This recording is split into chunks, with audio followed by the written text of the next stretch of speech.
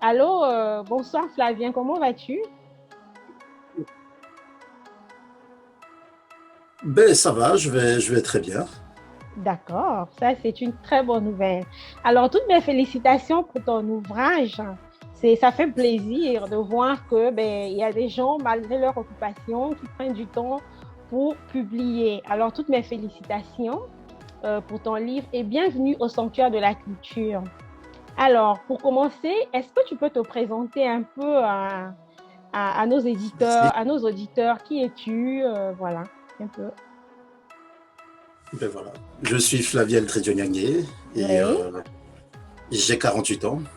Oh, Et voilà, j'habite en Belgique et plus oui. précisément à Affligem, la ville de la bière et du fromage d'Abbaye.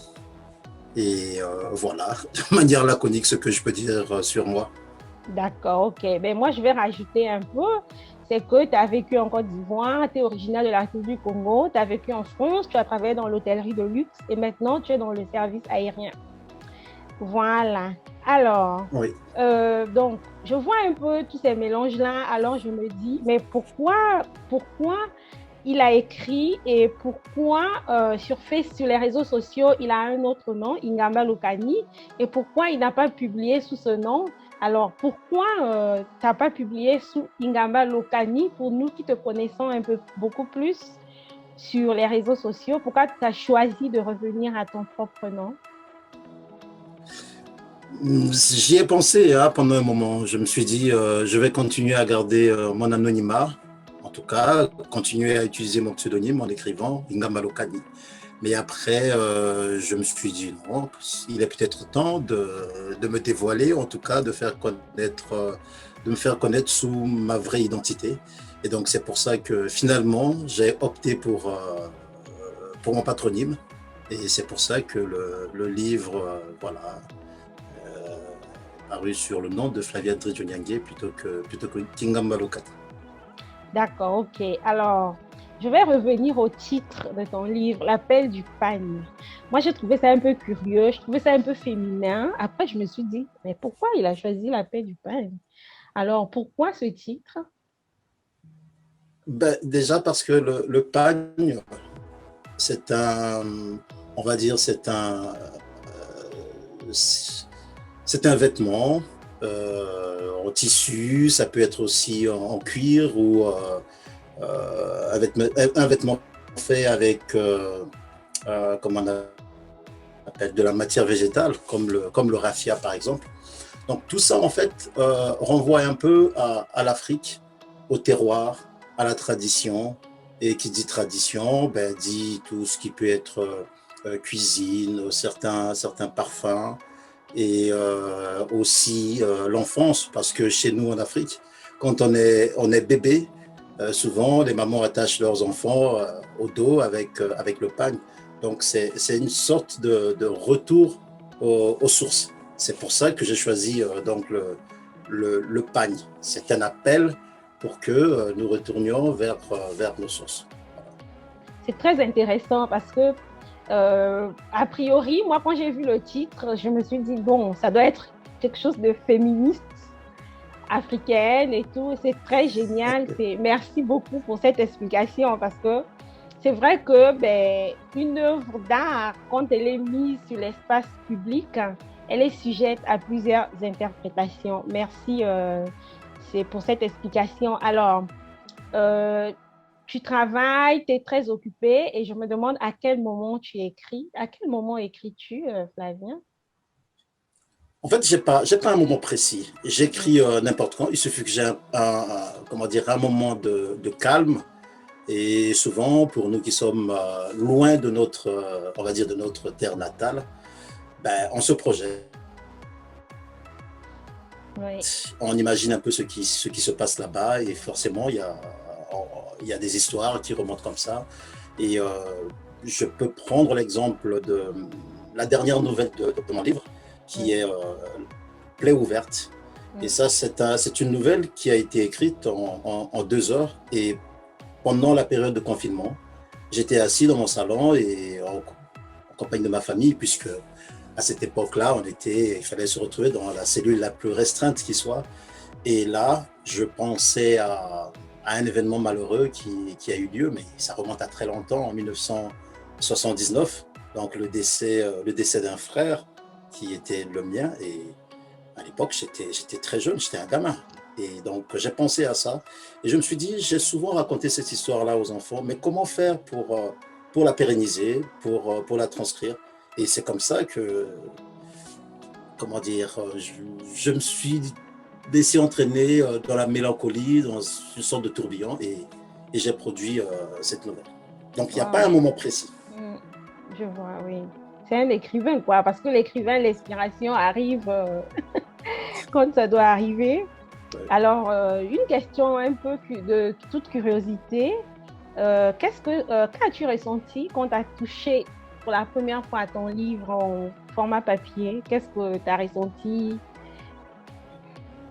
Alors, ben, c'était beaucoup d'émotions, beaucoup de joie aussi, parce que je me suis dit, bon, enfin, je vais pouvoir transmettre quelque chose de palpable à ma Je pense qu'il y a un progéniture. problème de réseau. Oui, c'est bon. Ah, Oui, il y avait un petit problème de réseau, c'est pas grave. Alors, donc, si je comprends bien, c'est d'abord pour ta progéniture que tu as publié ce recueil, hein? oui, oui, oui, c'est d'abord pour ma progéniture, ma descendance, leur léguer quelque D'accord. chose de Oui, palpable, et oui. aussi que ma progéniture sache ce qui se passe aussi dans la tête Mm. de leur père. Voilà. D'accord. Ça, c'est très bien. C'est bon à savoir. Alors, pour toi, parce qu'en écrivant ce recueil, tu entres, mais bon gré, mal gré, ou ben, malgré toi, je vais dire, hein, dans la société des écrivains. Alors, pour toi, c'est quoi être écrivain aujourd'hui? Ou pour moi, être écrivain aujourd'hui, c'est déjà être un acteur dans la société, mais c'est Mm. surtout pouvoir transcrire, comme je disais tout à l'heure, les faits, les comportements sociétaux, et aussi on peut avoir aussi un rôle je vais dire, peut-être un peu d'éducateur, parce que finalement, quand on observe ce qui se passe autour de nous, ben, on peut tirer sur la sonnette d'alarme pour dire attention, voilà ce qui peut se passer, ou voilà ce qui arrive quand on agit d'une certaine manière. Donc pour Oui, moi, c'est d'abord ça, être un acteur de la société, acteur l'écrivain de la d'aujourd'hui. société, oui. Alors, on va entrer un peu dans le roman, hein. Donc, juste un rappel pour tous ceux qui vont nous suivre. Nous recevons aujourd'hui Flavien Eldridge Onyangue, donc l'auteur de L'Appel du Pagne, qui est un recueil de 6 nouvelles, hein, qui porte sur plusieurs thématiques. Personnellement, j'ai trouvé qu'il y a beaucoup de thématiques assez actuelles et assez intéressantes. Et je vais lui poser la question sur une thématique qui m'a paru très, très présente dans le recueil. Donc, la question de l'immigration est au cœur de ton œuvre, que ce soit avec Daouda, donc dans la première nouvelle, ou avec Gouloubi. Oui. Alors, pourquoi avoir choisi cette thématique? Est-ce que ce sont des histoires que tu as rencontrées sur ton propre parcours aussi? Oh, il y a des histoires, oui, que j'ai dû rencontrer, mais il y en a d'autres, comment dire, qui sont venues comme ça, parce que ici, moi, j'habite on va dire, à 7 minutes de Bruxelles, et Mm. pour, comment dire, des gens qui habitent Bruxelles et ses environs, je veux parler des Africains, souvent, nous nous rendons à la porte de Namur, donc le quartier qu'on appelle communément Matongé, pour se coiffer. Et Mm. forcément, quand on est assis chez le coiffeur, on Oui, attend son tour, j'imagine. ben, il y a plein d'histoires qui sont racontées, et par les clients et par les coiffeurs eux-mêmes. Ça parle de la politique, ça parle de l'immigration, des histoires tristes, des histoires gays, et voilà, des faits divers. Et donc forcément, on peut entendre quelque chose, et de là part une idée, et on se retrouve soit dans le train quand on va travailler, si on prend le train ou le bus, mais à ce moment-là, ben, on commence à se projeter, et ça peut faire une nouvelle. Donc ce ne sont pas forcément des histoires vécues, mais ce sont des histoires qui peuvent partir demain. Oui, Voilà. c'est vrai. Alors, je continue avec la question de l'immigration. C'est une question qui est très prégnante. Et puis, je vais dire, on rencontre tous cette question. Alors, une question vraiment peut-être banale, hein, mais j'ai envie de savoir, pourquoi penses-tu que les gens décident un matin de partir? Pourquoi les gens quittent-ils leur lieu de vie pour aller ailleurs? Pourquoi?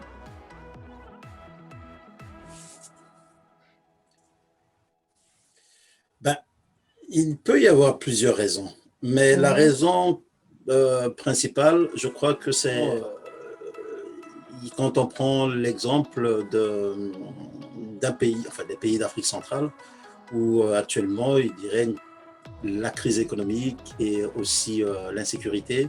Et il y a aussi cette incapacité de pouvoir enfin faire des études correctement. Donc forcément, cela peut pousser notamment les jeunes à s'expatrier, à aller ailleurs, là où ils peuvent poursuivre leurs études dans les meilleures conditions, ou simplement gagner leur vie dans la quiétude, dans la paix, et aussi voilà, dans une société beaucoup plus juste, où chacun peut avoir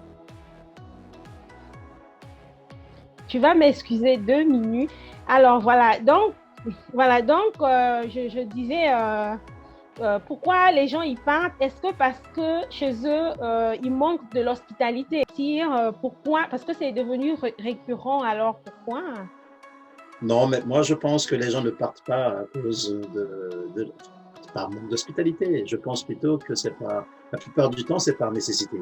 Ils partent parce que ils n'ont pas des structures qui leur permettent, par exemple, de pouvoir poursuivre des études supérieures.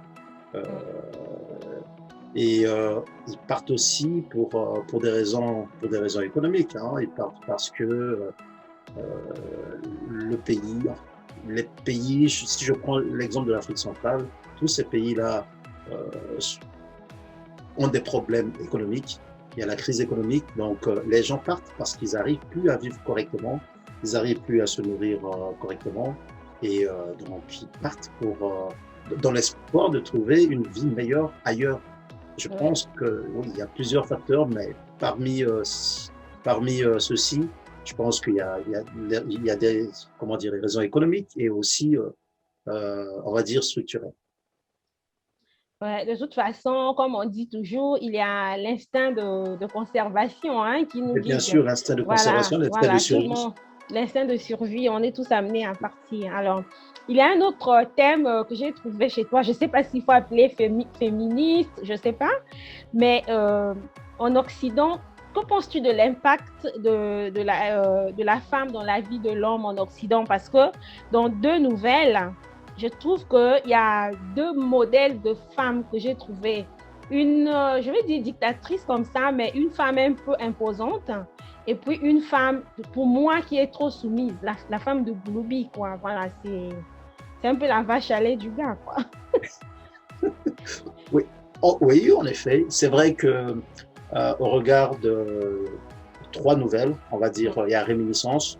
On parle de la femme de Gouloubi, justement. C'est une femme soumise. Mais moi, je pense que elle est, oui, on peut se dire qu'elle soit soumise, mais c'est une femme qui se préoccupe du bien-être de sa cellule familiale. Mm. Donc, elle est battante et elle veut que sa famille soit heureuse. Et du coup, bah, elle passe par une phase, je pense, qui est très liée à son éducation aussi. Et parce que, bon, dans son éducation, ses parents lui ont inculqué des valeurs familiales qui consistent à satisfaire l'époux, à s'occuper de tout, quitte à faire une pause carrière, comme on dit, juste pour s'assurer du bien-être de son époux et de sa famille. Donc il y a cette catégorie de femmes. Et puis, dans une nouvelle comme Celui qui part, effectivement, là, on a une femme, le Rassi, qui est plutôt une femme prédatrice, dictatrice aussi et agressive. Ça, c'est une autre catégorie de femmes qu'on trouve également. Oui. Et par contre, dans la nouvelle L'appel du pagne, Nous avons là une autre, on va dire, un autre type de femme, Marie-Églantine. Elle, c'est plutôt une femme, on va dire, qui s'impose. Mais quelque part dans cette nouvelle, il est dit que quand un couple mixte, quand un couple mixte est uni, généralement, celui qui, on va dire, qui va prendre le dessus sur le conjoint ou sa conjointe, c'est la personne qui a l'avantage d'être dans son environnement originel. Parce que cette personne aura l'avantage de l'environnement d'abord, l'avantage linguistique et voilà, l'avantage de son éducation. Donc, c'est ça. Et par là, il paraît clairement que Marie-Églantine fait subir cela à son époux. Et dans sa maison, ce n'est pas la langue de l'époux qui est parlée. Ce n'est pas l'éducation de son époux d'origine ivoirienne qui est appliquée. Donc, la langue a du coup, notamment, puisqu'il en est question dans cette nouvelle, subit une sorte de glottophagie. Donc, elle se fait engloutir par le français et l'éducation de l'époux aussi par extension. Donc, voilà un peu, on se retrouve avec trois types de femmes dans ce recueil de nouvelles. Une question qui m'arrive pendant que tu parles. Es-tu féministe, hein, Flavien? Oh, moi, je suis pour l'égalité. Je pense que dans un couple, on devrait pouvoir chacun, l'époux, ou si on veut, le conjoint et faire des concessions pour que chacun puisse se retrouver. Parce que quand on se met ensemble, ce n'est certainement pas dans le but de dominer l'autre ou d'en faire, je vais dire, un esclave. Non, c'est plutôt, on doit se projeter. On doit faire ce que l'on aimerait que l'on fasse pour soi. Donc, c'est, comment dire ça, il faut faire des concessions. C'est aussi faire don de soi quand on se met ensemble. Moi, c'est comme ça que je conçois le fait de vivre ensemble, le fait d'être, je sais pas, en union libre ou marié, c'est ça. Il faut faire don de soi.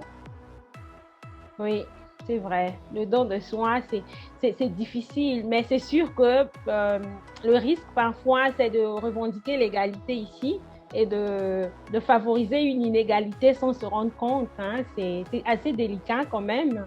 Oh ben oui.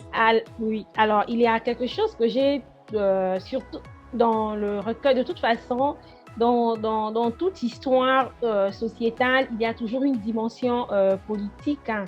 Mais dans certaines nouvelles, c'est un peu plus fort. Donc, alors, il y a Gouloubi qui m'impressionne parce qu'il me fait penser à beaucoup de livres que j'ai lus, je l'ai d'ailleurs dit. Mais je me dis, quel est ton message? Y a-t-il un message politique caché là, dans le recueil? Oui, bon, c'est vrai qu'il y a un peu, enfin, il y a un message politique, hein. Forcément, nous vivons dans la société et il se trouve que dans une nouvelle. Le réseau. Je suis obligée de couper. Ok. D'accord. Bon, donc je réponds. Oui, tu peux y Oui, aller.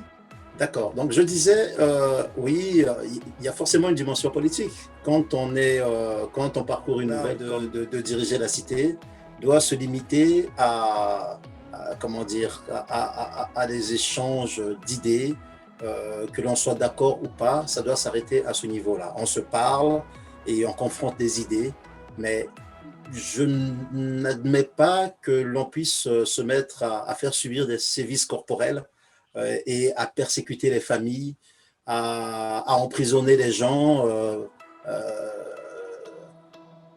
en brandissant des raisons purement fallacieuses. Je trouve ça vraiment aberrant parce que on s'attaque à une famille, on s'attaque comment dire, à l'avenir de la cité que l'on est censé diriger, dans la justice, dans la paix. Et donc là, dans cette nouvelle, je pense, c'est ce que j'ai voulu faire passer comme message.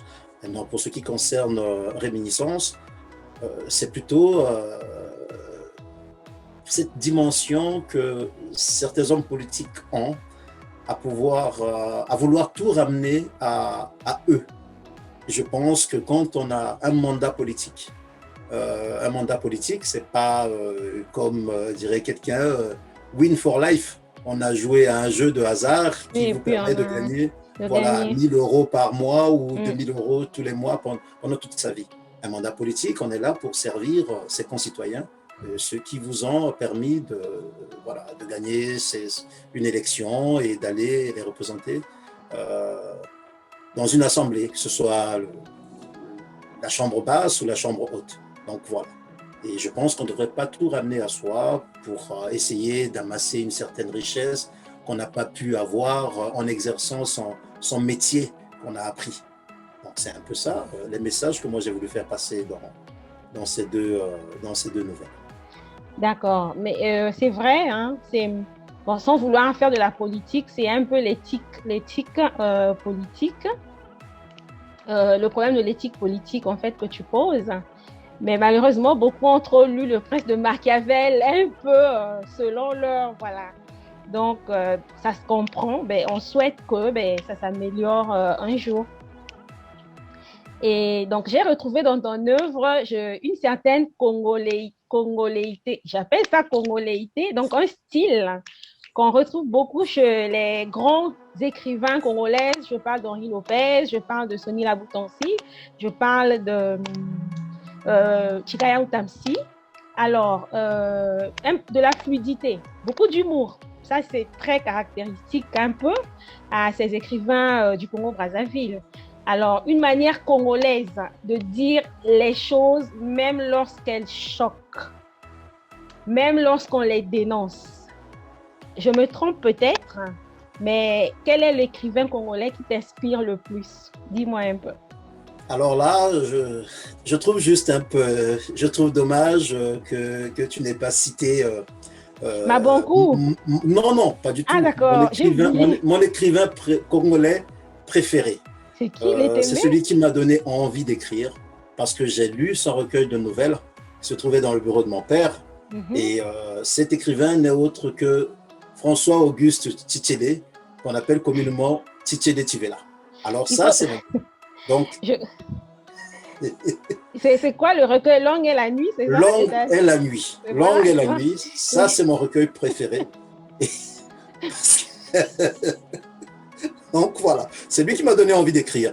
Et plus tard, quand je suis allé travailler, enfin, je suis allé diriger le catering d'Air France à Pointe-Noire pendant 2 années, eh bien, j'ai fait la connaissance de Visu de Titié Tivela. Et c'était un grand Mmh. plaisir pour moi. Et donc voilà, on se parle. Et moi, c'est mon écrivain préféré. C'est lui qui m'a donné envie parce que j'ai lu ce recueil de nouvelles. C'est comme si j'étais à Brazzaville ou à Pointe-Noire, je voyais ce qui se passait, l'adultère, toléré ou Oui. pas, des gens déjà à cette époque-là qui revenaient au pays après avoir fait des études de médecine en Europe, qui rentrent et finalement qui retrouvent un peu cet environnement, cette ambiance du pays et aussi les pratiques locales. Donc, Local, oui, oui. C'est vrai que j'ai pas pensé. C'est fou parce que moi aussi, Tichele Chivela, que je connais très bien parce que je l'ai souvent rencontré à la librairie Paillet à Pointe-Noire, ouais. que, qui m'a beaucoup inspiré. J'ai beaucoup lu Langue et la nuit, L'exil ou la tombe. Ce sont des nouvelles que j'ai lues. J'aurais pu citer Alain Mabonkou aussi, hein, puisqu'on retrouve beaucoup aussi je veux dire, de cette congoléité chez Mabonkou. Hein, c'est beaucoup D'accord. d'humour. Il y Ouais. a aussi Jazz et Vin de Palme, Emmanuel Oui, Dongala aussi. Emmanuel Hein. Dongala, oui, bien sûr. Voilà, oui, voilà, voilà. Donc, c'est ça. Mais ça fait vraiment plaisir parce que pour nous qui sommes peut-être critiques, chroniqueurs et tout, dès que tu lis, tu retrouves quelque chose qui est peut-être particulier. Et moi, j'ai retrouvé ça dans tes nouvelles. Je me suis dit, ça, c'est un Congolais. Alors, nous sommes arrivés à la fin de cette rencontre littéraire, mon cher Flavien. Alors, j'ai deux dernières questions à te poser. Donc, la première, c'est comment entrevois-tu l'avenir de la littérature congolaise? Et la deuxième, à quand ton prochain ouvrage? Alors, donc, naturellement, je vais commencer par répondre à la première question. Oui. Moi, je ne me fais aucun souci concernant l'avenir de la littérature congolaise. Et parce que je constate que les gens enfin, écrivent au Congo de plus en plus jeunes. On a des jeunes écrivains, on a des jeunes éditeurs, et je pense qui se font connaître facilement. Et ce qui n'était pas le cas il y a encore quelques décennies, sans doute l'avènement de la technologie, Internet et tout, qui font que finalement, ces jeunes-là arrivent à se faire connaître et sont très productifs. Donc, de ce point de vue, je pense que la littérature congolaise sera toujours celle qu'on a connue, et ça sera peut-être mieux parce qu'il y aura plus de production et voilà, et donc quasiment tous les genres littéraires, même si pour l'instant, je peux dire que c'est beaucoup plus la poésie qui intéresse les jeunes écrivains congolais. Maintenant, pour répondre à la seconde question, c'est une surprise. Et je pense que il y aura un deuxième livre qui paraîtra d'ici là. Mais bon, ça reste encore sous le sceau du secret. Mais il y aura un deuxième livre. Je n'ai pas dit beaucoup. Second, je dis deuxième. Donc, si tu dis deuxième, il y aura peut-être un troisième. Si j'avais dit second, j'aurais bouclé la boucle. Boucler la boucle, exactement. Merci beaucoup, Flavien, d'avoir accepté d'être avec moi au cours de cette rencontre littéraire. Donc, pour tous nos auditeurs, je voudrais juste rappeler que Flavien est d'origine congolaise, mais il est belge. Il réside en Belgique. Je pense qu'il est belge ou français. Et oui. Et nous avons parlé ce soir de son recueil de nouvelles intitulé L'appel du pagne, publié aux éditions Renaissance africaine à Paris. Donc, le livre coûte 15 € seulement. Alors, donc, n'hésitez pas à vous le procurer. Et pour ceux qui veulent découvrir le continent, comme il a expliqué tout au début de l'émission, c'est l'appel du pagne. C'est le raffia, c'est le pagne en tissu, c'est le pagne en cuir, mais c'est l'Afrique, c'est chez nous. Alors, je vous souhaite à tous une belle soirée et je vous dis à très, très bientôt. N'hésitez pas à nous poser toutes les questions possibles. Donc, merci à vous et à très bientôt. Bye bye.